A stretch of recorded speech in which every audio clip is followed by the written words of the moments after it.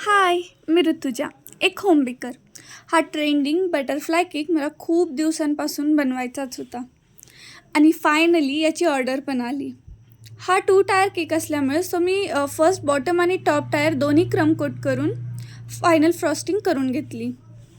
त्यानंतर केकला हा ब्युटिफुल पिंक आणि पर्पल शेड इफेक्ट द्यायचा होता, म्हणून कलर्स केअरफुली ब्लेंड करून हा लुक क्रिएट केला.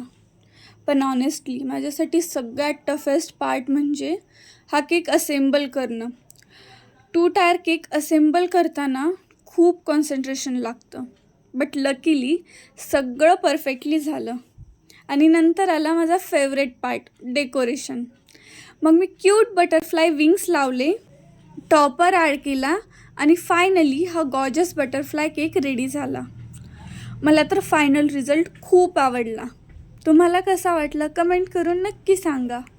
आणि अशाच कस्टमाइज केक्ससाठी ऋतुजा स्वीट ओव्हनला फॉलो करायला विसरू नका. Bye bye.